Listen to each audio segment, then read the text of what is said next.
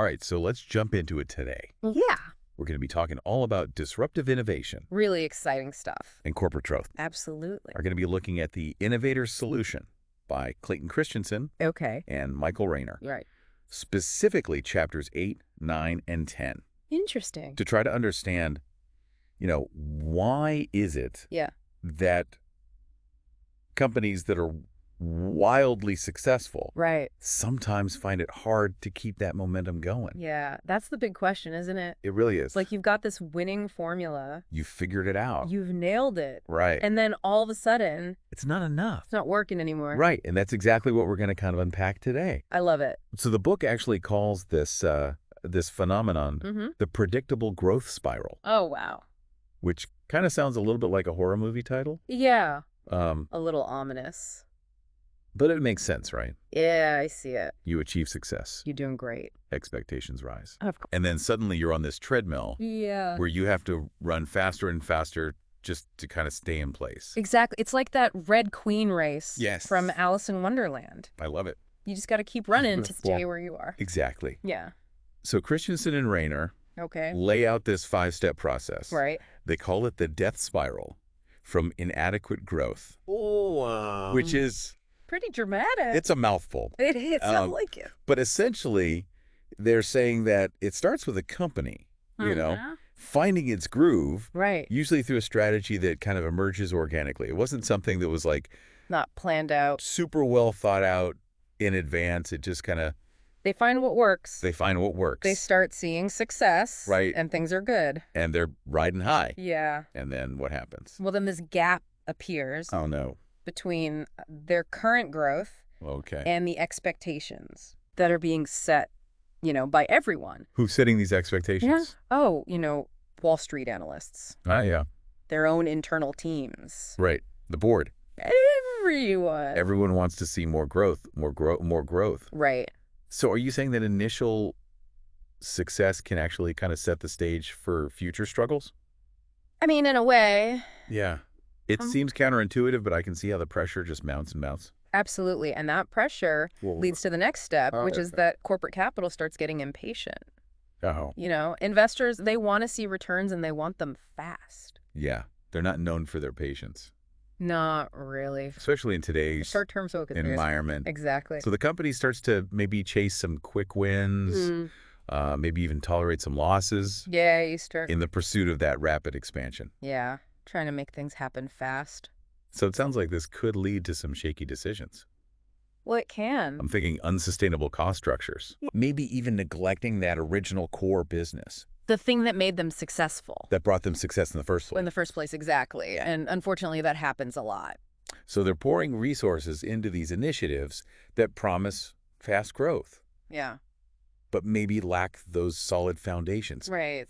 It's like building a house on sand. Yeah, it's not going to last. Not a good idea. No. So eventually these mounting losses force them to kind of pull back, Yeah. retreat to their core business. Back to basics. Right, and then the cycle starts all over again. It's a vicious cycle. So the book uses this example of NIPRO, Oh, yeah. this Japanese company that was like killing it in injection molding. They were doing really well. So good at what they did. Right.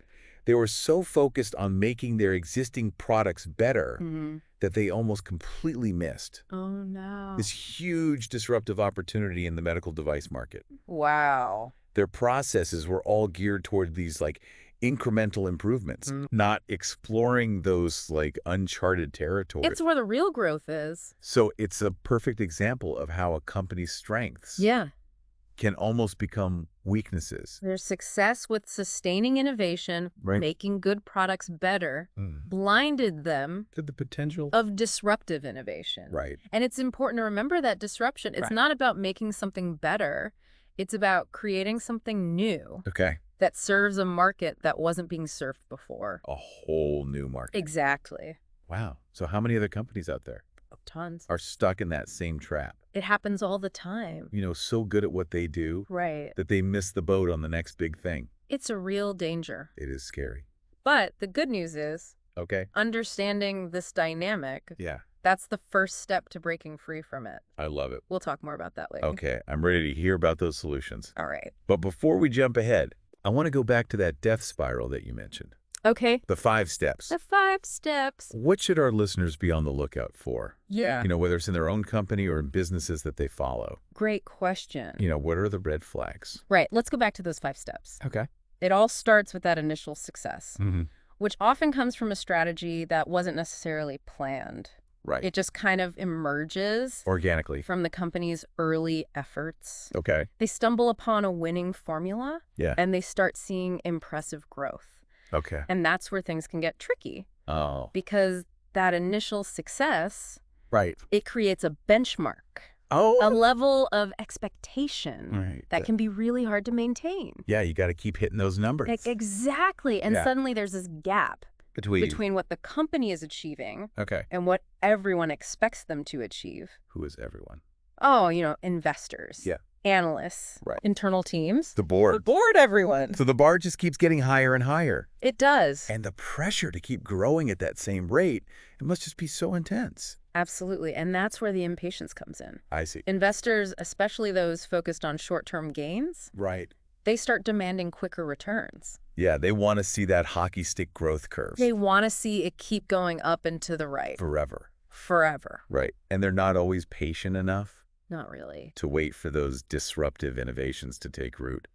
It takes time. It does. And they want results now. So this pressure for immediate results, Yeah. it often leads companies to make decisions that, Prioritize short-term gains Yeah. over long-term sustainability. gotcha. They might chase after projects that promise quick returns, Okay, even if those projects aren't really aligned with their core strengths I see. or their long-term vision. So they're chasing shiny objects Yeah, instead of focusing on building something truly disruptive. that's a great way to put it. I like that. And this chase for quick wins, it often comes at a cost. Oh, no. Literally. Okay. Companies start tolerating losses. Yeah. Sometimes significant ones. Yeah. In their pursuit of rapid expansion. So they're trying to buy growth, In a way. hoping that that scale will eventually justify the expense. Exactly. Hoping that they'll catch up later. But that kind of unsustainable growth can only last for so long. It can't go on forever. Eventually, something's got to give. Right? So what happens then? Well, that's where the chickens come home to roost. Uh-oh.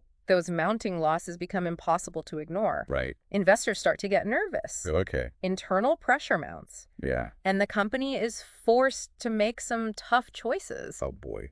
Usually this means pulling back on those risky ventures, Right. cutting costs, Yeah. and refocusing on that original core business. The thing that made them successful in the first place. Exactly, which in many cases has been neglected Right. during this whole process. They're going back to familiar ground, Yeah, hoping to stabilize the ship. exactly, trying to right the course. So it's like this vicious cycle. They find some success, Yeah. they get caught up in the growth spiral, They get caught up in the hype. and then they end up right back where they started. It's a tough pattern to break. It's a sobering reminder that even the most successful companies Even the big guys. aren't immune to these traps. Nobody's immune. So how do they break free? Well, that's the question we're going to explore next. Okay, I'm ready for some Let's solutions. get into it. So we've talked about how dangerous that predictable growth spiral can be for companies. Yeah, it's a real trap. But how do they actually break free?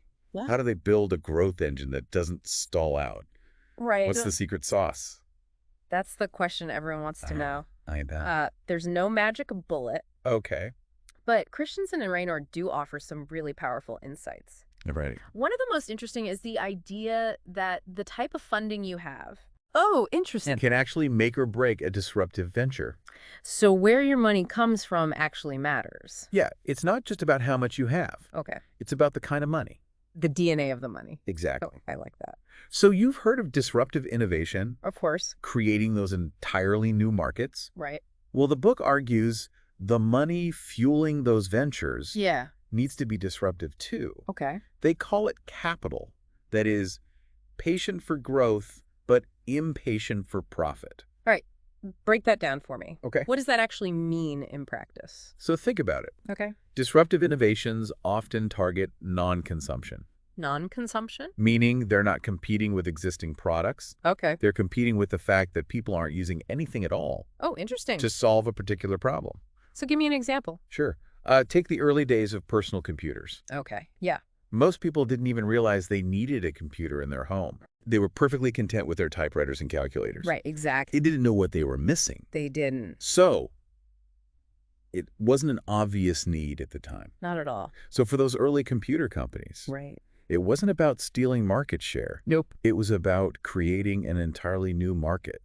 Exactly. And that requires a different type of investment, It does. one that understands the long game. Right. Because those traditional investors, Yeah. the ones that are looking for those quick returns. Yeah, they want to see results fast. Right. They might balk at the slow initial growth Yeah. of a disruptive innovation. It doesn't look as sexy on a spreadsheet. Not really. Right. They'd rather see you stealing market share from established players. Because that's a more familiar path to profitability. Right, it's more predictable. They can model it out.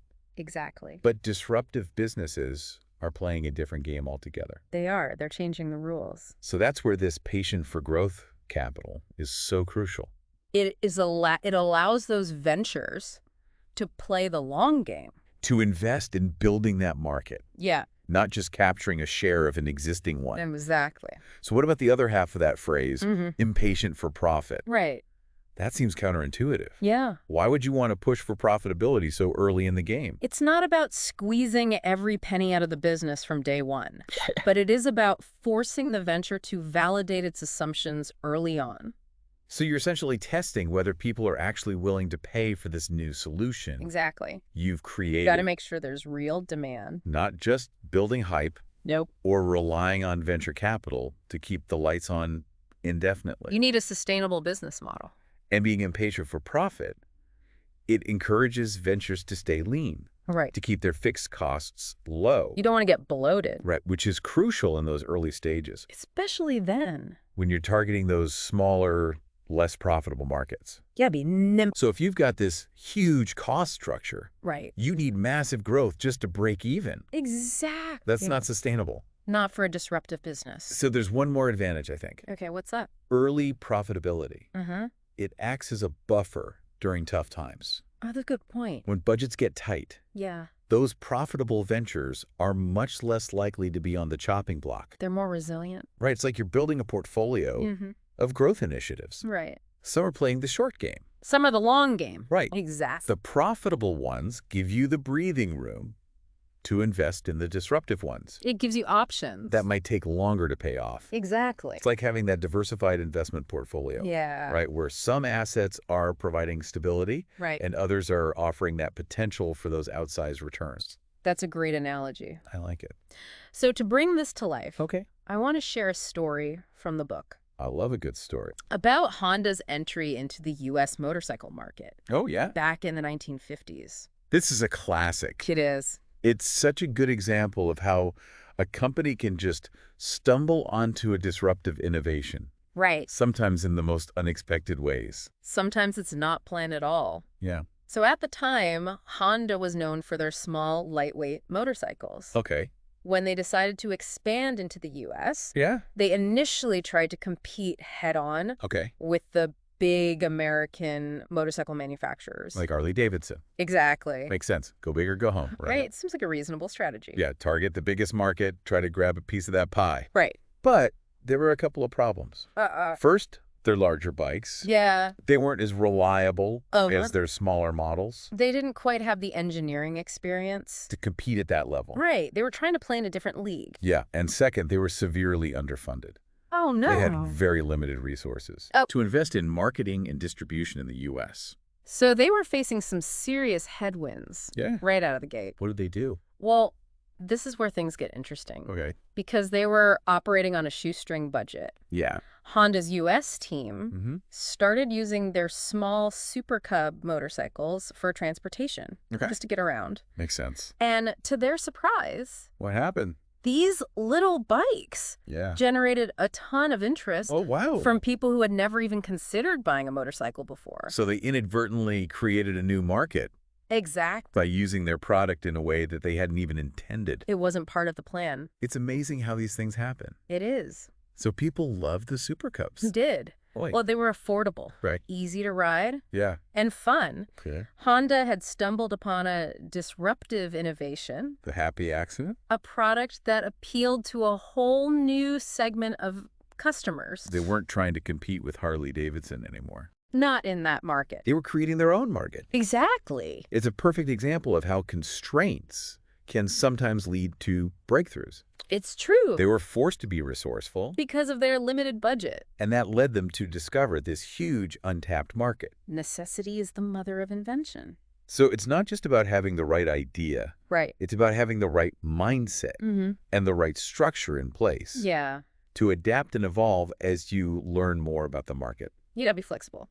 Absolutely. So that brings us to the next stage of building a disruptive growth engine. Okay. Creating a repeatable process for generating those breakthrough innovations. All right, so Honda kind of got lucky, They did in a way. but what if companies could actually create systems Right. to consistently identify and nurture those disruptive opportunities? That's the goal. So we've talked about the pitfalls of that growth spiral and the importance of patient for growth, impatient for profit capital. But how do you actually build a system to generate these disruptive innovations? Right. Can you really make this a repeatable process? That's the million-dollar question. Yeah. And the Innovator solution actually offers some compelling answers. Okay, I'm listening. They lay out a framework for creating what they call a disruptive growth engine. Okay, disruptive growth engine. Yeah, so it's not about luck or intuition. Right. It's about having a structured approach. So there's a method to the madness. Exactly, there's a method. Okay. They highlight 4 key components All right. that companies need to get right. Hit me with number 1. All right, so first and foremost, Okay. you need to start early. Start early. Don't wait until your core business is struggling Right. to start thinking about disruptive innovation. So don't wait for the warning light to start flashing Yeah. before you start looking for the gas station. Exactly. Ow. Think of it as building an innovation pipeline. Okay. You want to have a steady stream of new ventures Yeah. in various stages of development. Okay, so some might be focused on sustaining innovation, Right. improving your existing products and services, Exactly. and others are exploring those disruptive opportunities. Right, the ones further out on the horizon. Okay, so you're spreading your risk Yeah, and creating this culture of experimentation exactly. where failure is seen as a learning opportunity, Right. not a catastrophe. It's part of the process. Got to break some eggs to make an omelet. Exactly. Okay, what's number 2? All right, so the second ingredient Okay. is strong leadership. Oh, leadership, of course. You need a senior executive who really understands and champions disruptive innovation. So someone who can kind of push back against that inertia Yeah. of this is how we've always done things. Exactly. Because disruptive ideas, they threaten the status quo. They often do. And those in power Yeah. might not always be thrilled about it. It can be scary to embrace change, It can. especially when things are going well. So this leader needs the authority Yes. and the vision to navigate those often turbulent waters It can be a bumpy ride. of disruptive growth. For sure. They need to be able to say no to the demands of the present Right. and yes to the possibilities of the future. It's about long-term thinking. I like it. Now, the third component Okay, number 3.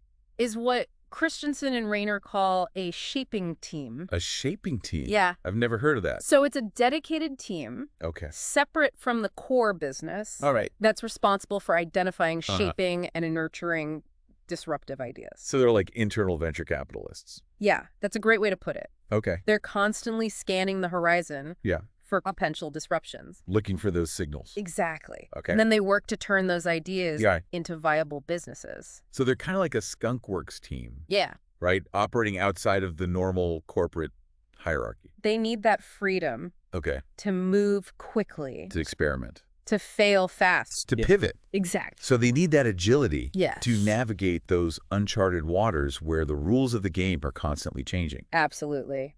And finally, the fourth component Okay, bring it home. of a successful disruptive growth engine Okay. is training. Training. Yeah. You mean like teaching people how to be disruptive? Not exactly. Okay, It's kinda. about creating a culture of innovation Okay, that permeates every level of the organization. gotcha. You want everyone from the CEO to the frontline employees Right. to be able to recognize Yeah. and potentially contribute to disruptive opportunities. So you're empowering everyone to be a potential disruptor, Exactly. to challenge assumptions, Right. and to bring new ideas to the table. It's about creating an environment Go ahead. where questioning the status quo is encouraged, Yeah. not punished. Love it. Companies like Johnson & Johnson and Hewlett-Packard, Okay. big companies, they've successfully built these disruptive growth engines Okay. through a combination of internal ventures Okay. and strategic acquisitions. So there's no single blueprint, No, it's about finding the right mix right, for your company? in your industry. Okay, so be proactive. Yes. Create systems and structures. That support both sustaining and disruptive innovation. Don't wait for disruption to happen to you. Right. Go out and create it. Exactly. So much wisdom in the Innovator's solution. It's a great book. It really is. So we've covered a lot of ground today. We have. We talked about the pitfalls, The growth spiral, the principles. patient for growth, impatient for profit. I love that phrase. It's a good one. And the process of disruptive innovation. Building that engine. So what's the one big takeaway you want our listeners to walk away with today? I think the most important thing to remember Okay. is that success can be a double-edged sword. How so? It can make you complacent, Okay. blind to those disruptive forces gathering on the horizon. Right. You're not paying attention. You're focused on what's working now. You're resting on your laurels. Exactly. But by understanding the dynamics of that growth spiral, Yeah. by embracing patient for growth, impatient for profit capital, Love it. and by building a robust disruptive growth engine, Yes. companies can break free from that cycle Yeah. and create a future of sustainable disruptive growth. It's about recognizing that what got you here Right. won't necessarily get you there. Exactly. It's about constantly challenging assumptions, Yes. embracing new ideas, Absolutely. and being willing to disrupt yourself before someone else does it for you. That's the key. Well said. I love that. And that is what the deep dive is all about. Challenging assumptions. Parking your curiosity Exploring new ideas. and equipping you with the knowledge you need. To navigate this ever-changing world. So keep exploring Keep questioning. and keep diving deep. We'll see you next time.